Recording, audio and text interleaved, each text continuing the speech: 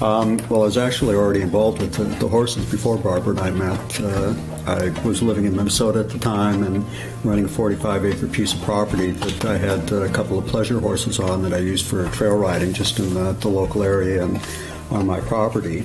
And a girl that I was seeing at the time convinced me to go out one Saturday and visit the Renaissance Festival outside of Minneapolis with her and her cousin. And she basically wound up dragging me out there kicking and screaming. Basically because it wasn't anything that I thought that I would be interested in. And after spending 2.5 hours in traffic to get to the front gate, I was convinced I was going to be even less interested. And we did the tour of the grounds and looked at the handbags and the pots and sampled some of the wares. And at the very back part of the fair, at that time they had a 1.5-mile racetrack that was set up a dirt track. And their policy then was that anybody that was interested could bring their personal horse in on the weekend and could compete, and wound up picking up about $75 in prize money. So on the whole, I came out ahead for the weekend and thought that was really an extraordinarily pleasant way to spend the weekend.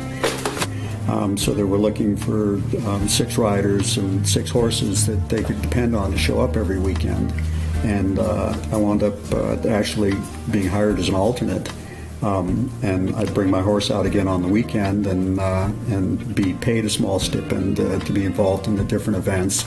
And they also paid some prize money to first, second, and third, so you could pad what you were being paid. And I wound up making enough to basically cover my hay bill for the winter.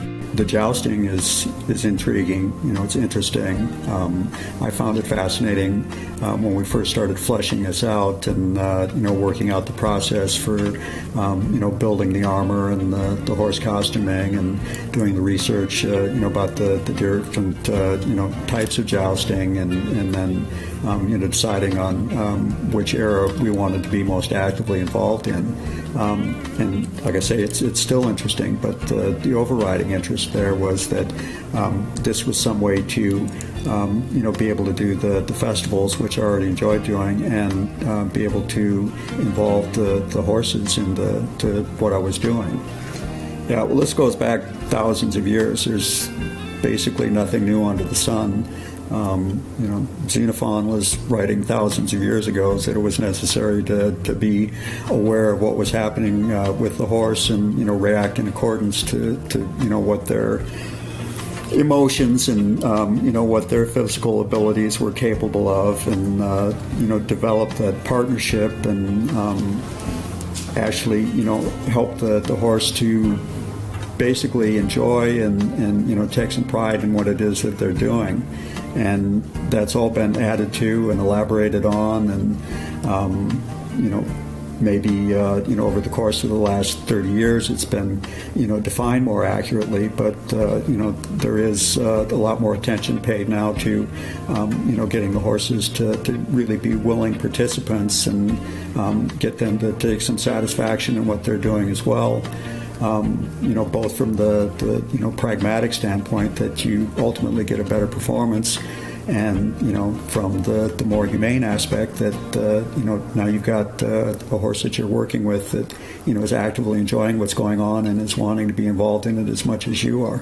It can't be a master-slave situation. You got to, again, to get something that's worth having, have that willing cooperation. You can do an imitation.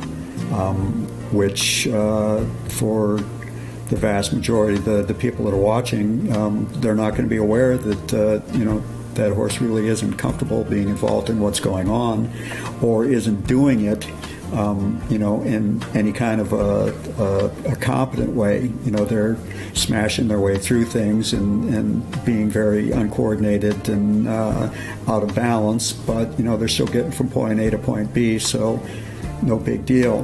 Whereas somebody that might be a little more conversant with what's going on and more knowledgeable, saying that horse is really doing a clumsy job of it, mostly from miscommunication and being out of time with each other. They're just not working together. And again, from our point, you've got both the pragmatic and the humane aspects. Is that it really is not comfortable for a guy that's already encumbered in some very top-heavy, very uncomfortable armor to have to be dealing with a horse that isn't wanting to be involved with what's going on. There are horses that have a lot of inborn confidence. There are horses that have a greater degree of innate trust in what you're doing to look out for their well-being, and there are horses that are more timid or lacking in confidence that require more time to reassure and help them through until they're sure in their own minds that this is something that's not going to cause any unnecessary injury to them or any undue anxiety. Is that will foul up a performance as well as the horse that really is not wanting to be out there. Probably one of the worst situations you can be involved in a competitive jousting experience is having to fight with your horse if you're having to fight with your opponent at the same time. The horses are individuals, and you basically have to go at their pace with what they're comfortable accepting and what they're ready to accept. You also have to take into consideration that they have different physical abilities.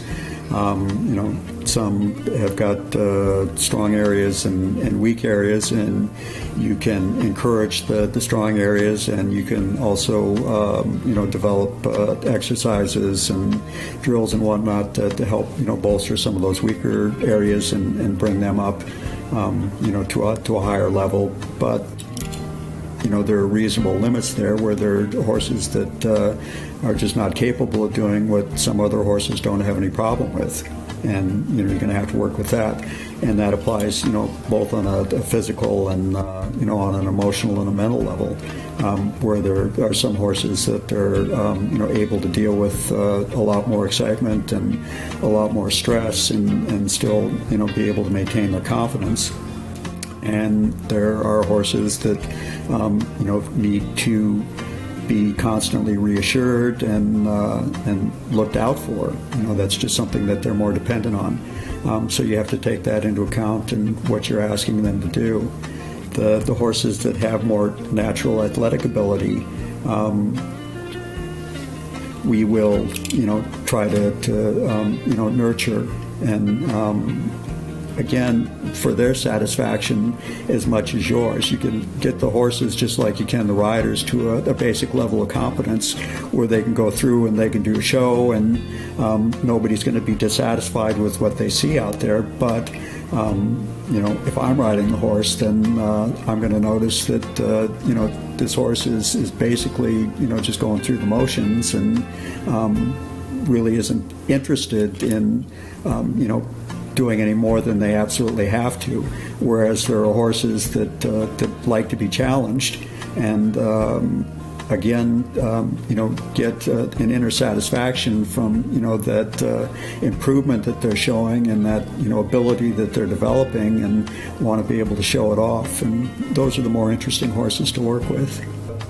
Horses aren't motorcycles where you can say that you're going to throttle with 3 pounds of pressure per square inch, and the clutch has to be intergaged and released in just a sequence, and with just this amount of pressure and release and whatnot, and that you're going to get the desired result over and over and over. When you're involved with horsemanship, that only works to a degree. Because you've got another semi-sentient being there that's involved with what's going on, and they've got feelings and emotions and abilities and lack of abilities that all have to be taken into account.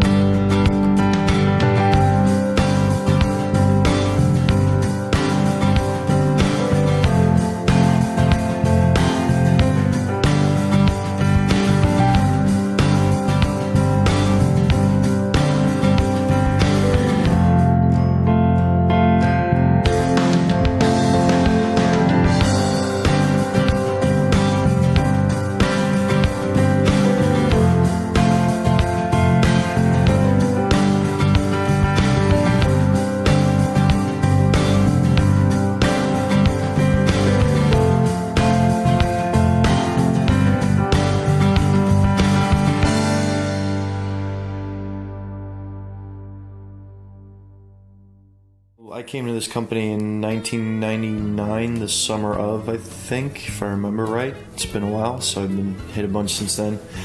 Came to the company not knowing anything and really interested in the jousting, and from, I guess a competitive aspect, but also historical aspect, because I was an uber nerd and read history books and played with swords and watched Errol Flynn movies and Douglas Fairbanks and, all the classics, and I was really always interested about it. And I watched these guys perform at a fair in Fort Lauderdale, and was just blown away by the fact that they jousted for real, and just thought it was the coolest thing, and really wanted to figure out how to get involved and be a part of it. And I didn't meet Kelly until almost a year into my career with the company, because at the time I joined on, they were in California and the guys I was with were in Ohio. So I didn't meet Kelly until I got here, and then Barbara showed me tapes of Kelly competing in reining shows with Dolly, and I saw that and I went, I want to do that. I got very lucky in that this company actually teaches real horse technique. It's not made up, what I like to call whip, spur, and jerk, or where you grab the horse by their mouth, pull them around, kick them on the sides, and now we're going to go somewhere, and all that. So, there's actually technique, there's a point, there's direction, that, you're really trying to refine skills to create a willing partnership, as opposed to, you're going to do because I say so, or whatever. Or underneath the armor? Just a padded arming coat is what goes on underneath the armor. Nothing more than that. I mean, I'll wear pads to help, like elbow pads, knee pads, certain types of supports to help, wrist brace. But yeah, I mean, other than that, nothing serious. The armor itself is about 140 pounds. My first suit was that was 130 pounds. That was based off of German Gothic styling. It wasn't replicated after one piece specifically. The breastplate was like a pot belly, we call it. The spaldrons or the pauldrons, the shoulder pieces, were taken and modeled after a piece I saw in the Cleveland Museum of Art. The arms were modeled after some pieces, but not exactly. They were done in the artistic styling of. Same thing with the legs. They were done in the very Gothic, German Gothic style, which is, I guess, a preference that I have. My second suit, which is the one I wear currently, is 140 pounds, and that's modeled after German Gothic. But same thing, it's not modeled after an exact historical piece. It's done in the style of. So the guy that makes our armor is really, really talented. So, I can talk to him about, artistic flair and let him put his creativity into it. I gave him some concept ideas and he ran with it. And again, he's really, really good at what he does. So he's probably, I'd say right now, is probably one of the absolute best. To get in the suit, it takes about 10 minutes, if that. If I can do it in 5 if I absolutely have to. If I have somebody helping me, yeah, I can do it in about 5. If it's me by myself, about 10.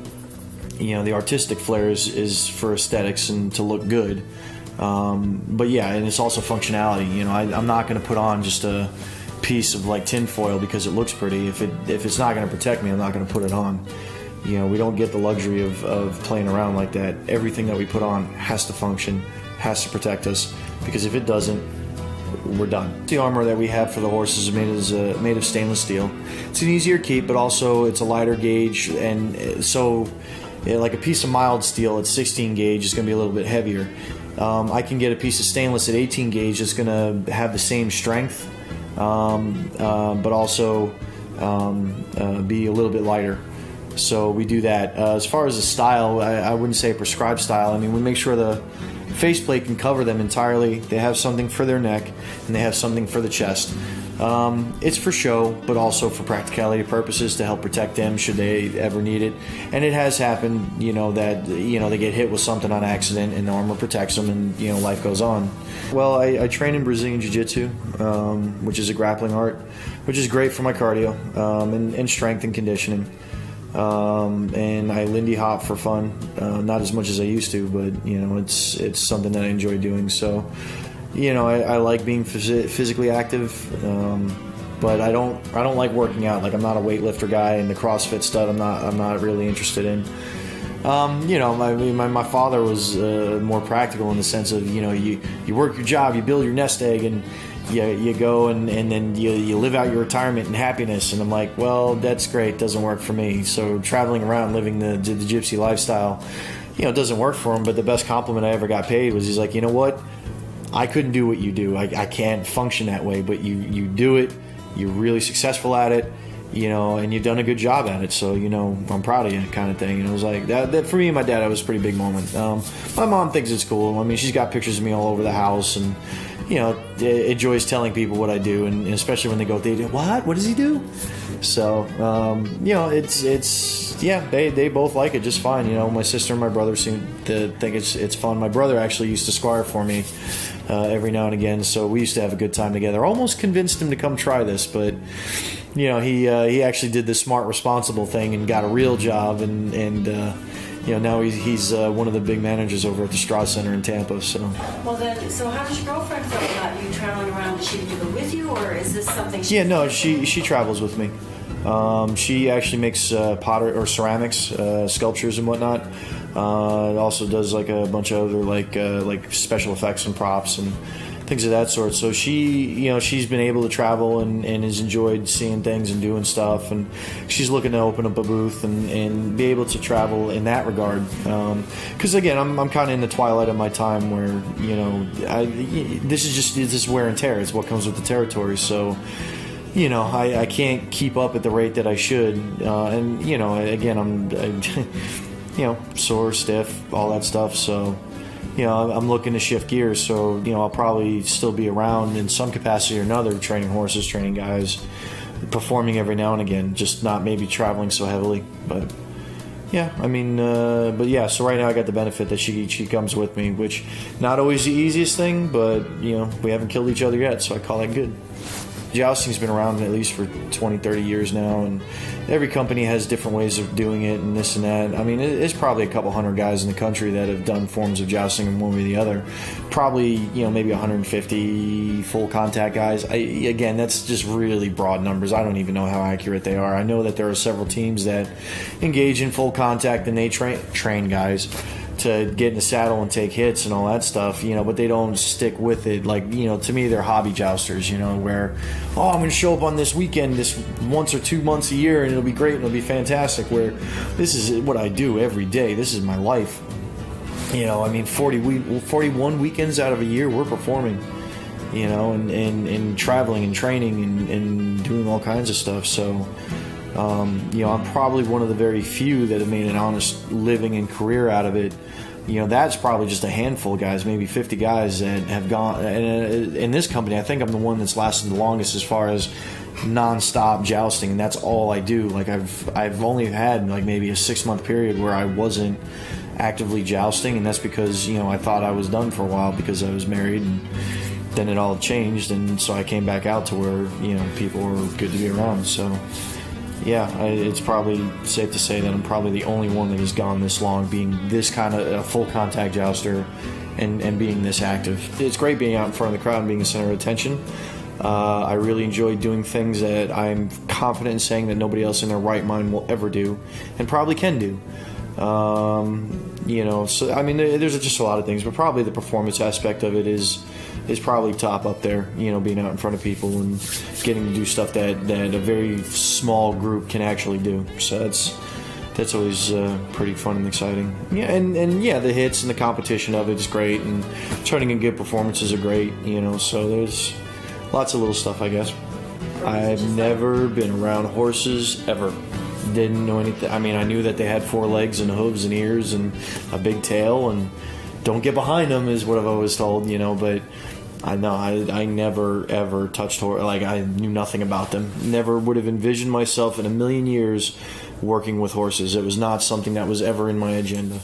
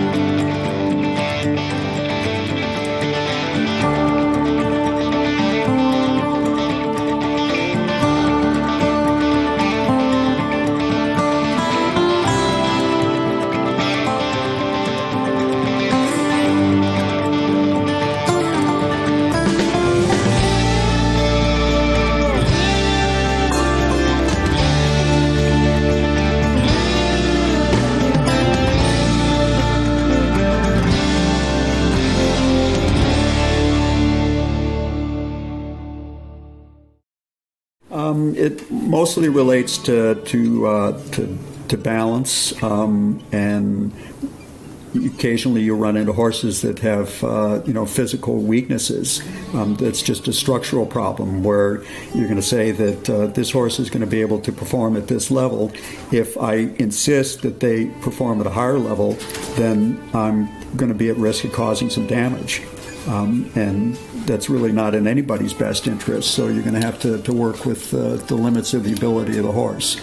And then there are horses that have those mental and emotional limits as well, where if I put too much pressure on this given animal, that he just is not going to be able to deal with it. He's going to shut down, or he's going to wind up in a panic situation, and it's only going to reinforce what he's not comfortable with doing. So we have to find a way that we can work around or pass those situations and not get the horse exposed to something that they're not capable of dealing with. So every horse has a different attitude they bring. So there's no one size fits all formula to dealing with them. Again, I'd say the core principles is trying to get them confidence and comfort, and showing them that this can do. There have been horses that have come our way that we have not actually asked them to do any of the elements of the jousting for over a year.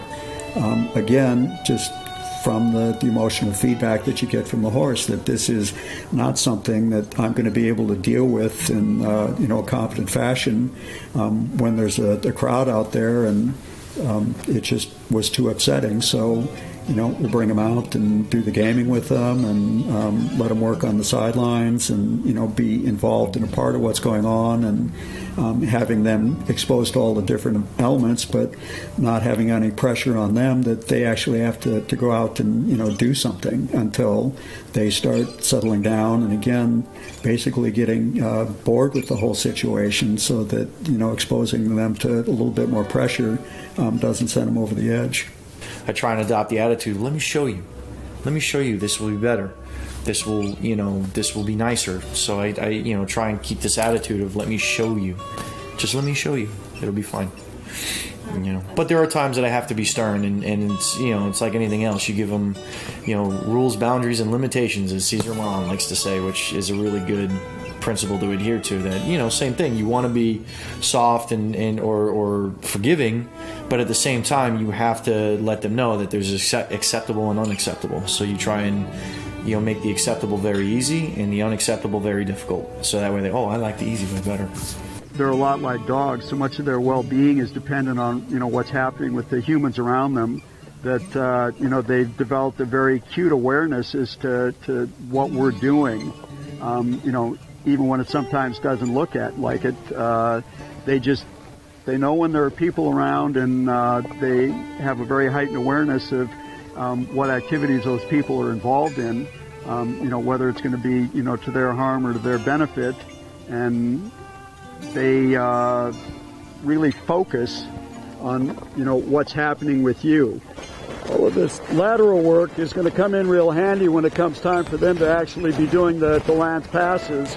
If I'm working my way downfield towards somebody and I notice that my horse has come off track and that we're maybe in danger of having a head-on collision down here, rather than having to set up evasive maneuvers by wrenching my horse hard right and then pulling another hard left turn so that we can continue through and be able to do the lance pass, if I can put some of that lateral work together and ask that horse to just slip off sideways as we continue down towards each other in our lance pass. Now, that doesn't disturb me, it doesn't disturb the horse overly much, and it doesn't make us waste a pass. Conforming their body the way that we want them to has some real practical considerations when it comes time to get them involved in performing and being involved in the sword fighting and the lance passes. And when you got the lance set and ready, if you're having to pull your horse out of alignment, that definitely is going to change and affect the way that you're closing with whoever's coming at you and the way that you're going to be able to utilize your lance. So the more you can balance these horses and get them to shape up and align their bodies to your advantage so that you can use the lance effectively, the better off you're going to be. And I'll be looking for some changes of speed as we're going along here, so she doesn't figure out that her job is just to run as hard as she can from one end to the other. I might ask her to back it off here anyway along here, or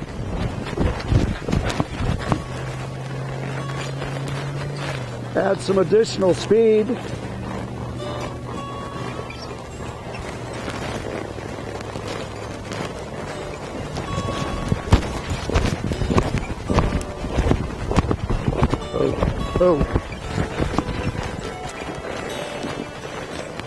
Or shut it down completely anywhere along the way. So again, she doesn't get the idea that she just automatically goes from point A to point B and doesn't have to listen to anything in between. Instead of sitting here as quietly as I possibly can so that I don't disturb and upset the poor horsey, I spend a lot of time, intentionally doing things that, hey, what's going on here? I wasn't expecting that, and where are all of these big motions coming from, and, waving things around and moving up and down. We intentionally work with stuff where we're just getting them to be at ease, that there isn't anything that's going to cause them anything to be concerned about while they're out here. Even things that they normally wouldn't be expecting, like me standing up on top of her.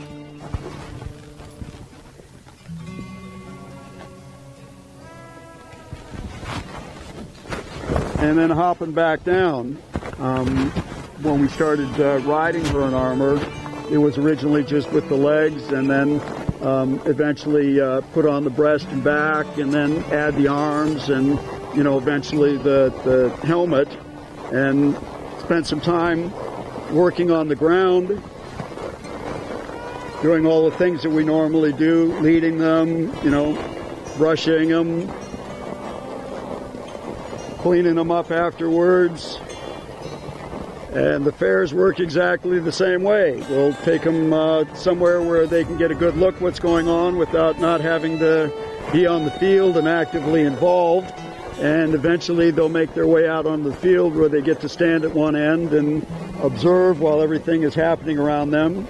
And when they get comfortable with that idea, then we'll start actually riding them around the field during the course of the performances. Kelly isn't one of those guys that talks about himself. He doesn't sit there and go places and, oh yeah, I got this joust company and I got the, only money-winning draft horses in the NRHA and I'm so cool and you should, he's really to himself, and he's the only trainer I could ever think of that owns his own horses and goes out there and really works at trying to perfect all these techniques, and really, in a certain way, it's for nothing, in the sense that he's not going to go compete anytime soon. There's no competition he's preparing for. There's no, there's no client coming here that's gonna judge how he's riding. He's not doing it he's not getting paid to do it. But he's out there continually refining and working, and his reputation has come by people seeing. In a lot of sports they use muscle memory to help enhance a performance. They use a lot of visualization where you're trying to put together a perfect performance in your head and basically go through it point by point and eliminate the little hiccups and glitches that are otherwise going to mar things.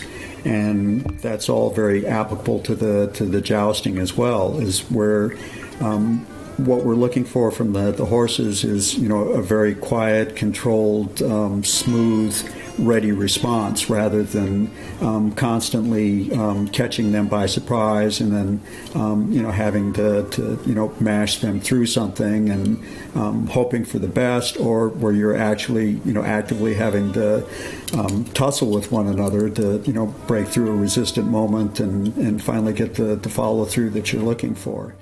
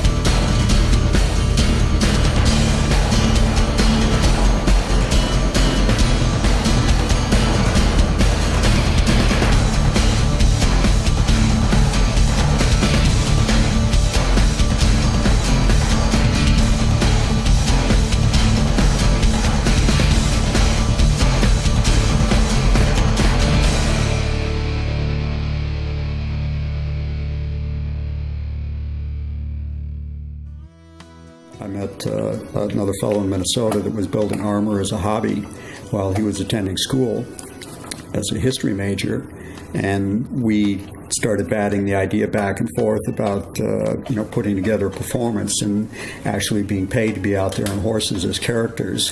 And from there, it bumped up a notch to, well, there really isn't any reason that we couldn't make some breakaway lances and go out and do a jousting performance, and those would be our characters. We'd be knights, and we'll try and sell this. I'm fleshing out the joust in 1980. And by '83 we were contracting with different events, and was turning into more of an avocation and less of a speculative sort of a hobby thing. So it was in '83 that we started doing the fully armored contact jousting. The timing at the time, I think, was fortuitous that there weren't probably one or two other groups that we've heard of that were doing anything even similar to that. And our take was that instead of using silver spray painted sweaters and imitation armor, that we wanted to build the real armor and use a real lance and actually go out and take whacks at each other. That would be the hook that would get us hired. And initially, the fellow that I was working with had a full suit of 15th century Italian armor, and I was doing a representation of a Saracen knight on one of my little Arab horses with the light chainmail and the minimal plate. And we'd go by and tag each other on the shield, and eventually I'd pull the ripcord and bail off the horse, and then we'd duke it out on the ground as a scene from the Crusades. And my take on that was that my exposure was quite a bit more than his, and a lot less defense involved. And I got to where I was looking at wearing more of the armor myself, and we then made the transition to the actual jousting tournaments where we had two fully armored knights out there. So our show, if you take the presentation from start to finish, isn't this is exactly how a tournament would have been. It would have been just like that. No, that's not it. I mean, essentially, from my understanding and everything that I'm aware of, we've taken elements from all the different competitions that have ever existed within the scope of one big tournament and condensed it into a 30, 40-minute presentation. We do a baston course, which is fighting with swords on horseback. That's representative of what the classic melees, where they would have a bunch of guys on field with swords, and they lances, and knock the crap out of each other and take prisoners, and it would be this big Donnybrook. And then they also created formalized affairs where the object is to hit your opponent on the head and shoulders, to score points, and then the points would be tallied and a score declared. So that's kind of representative of that. Again, in an effort to tell a story from front to back, we'll embellish a little bit. We have a spot where both guys end up on the ground rolling around, which if that happened in a real tournament, they'd be clapped in iron, stripped of their armor, and booted. That's not, it's not to say it never could have happened, never did happen, but they would have just been like, great, match done, you're out of here, get, you're ejected. And then the lance passes themselves, the problem is that jousting has a 400 or 500 year history where it is evolved in so many different ways. There have been so many different styles, different types of armor, different types of everything. So again, I can't sit here and be like, oh, this is exactly how they did it. No, it's not.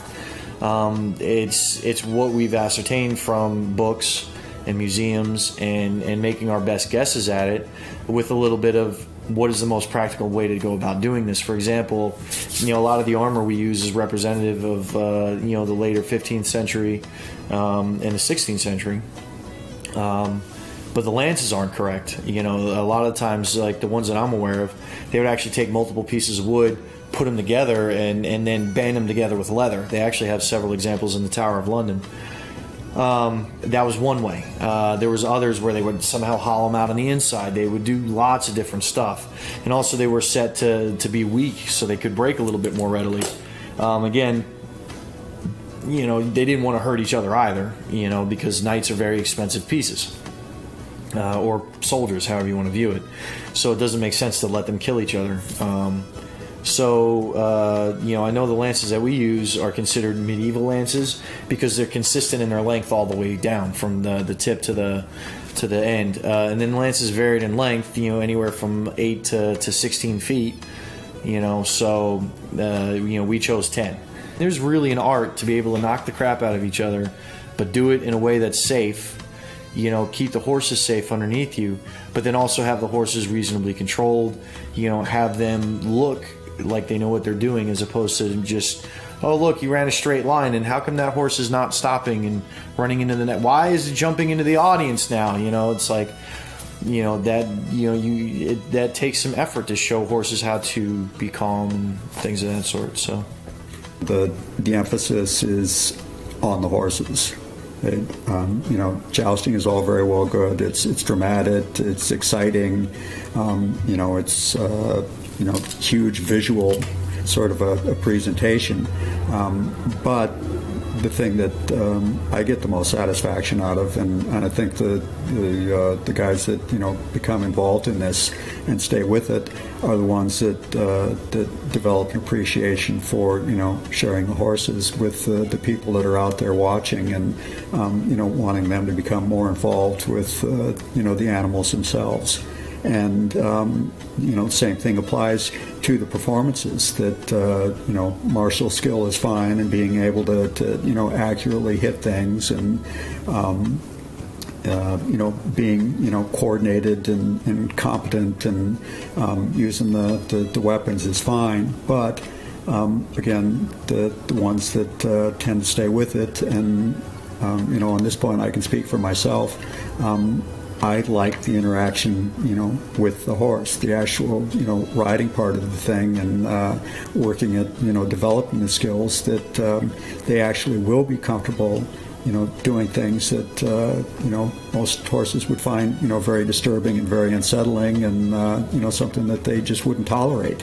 When you get, the horse that you're working with to the point where they're unconcerned about, being involved in the lance passes and being out there, underneath the swinging swords, and, guys either being knocked off of them, or, standing up and jumping off of them, or running underneath them, or, running up at them, and that, they've arrived at the point where this isn't something that they're disturbed at anymore, and that they're more interested in, just kind of pumping up and impressing the people that are out there watching and cheering for them.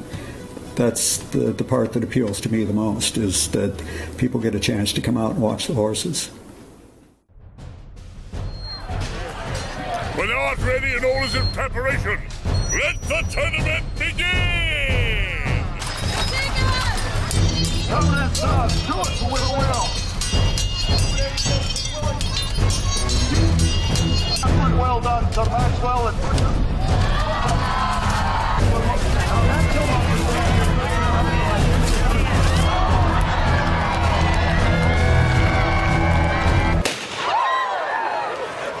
Manos arriba, Santa Perros.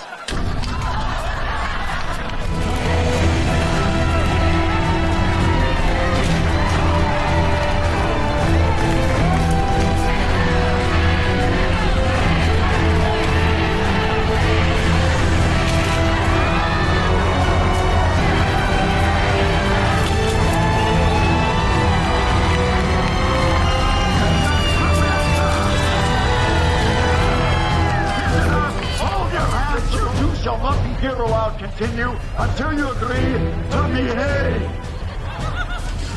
Oh, wrong answer.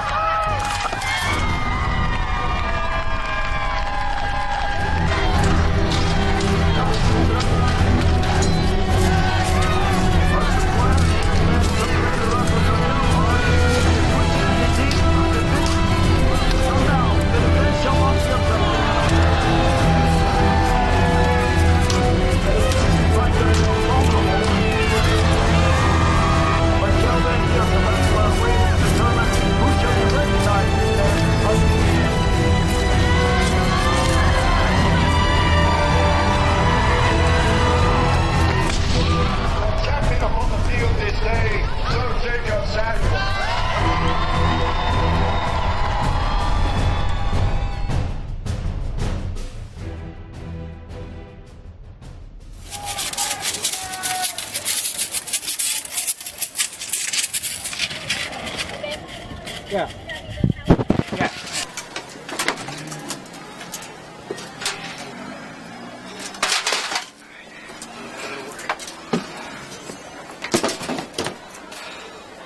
So, how was work today?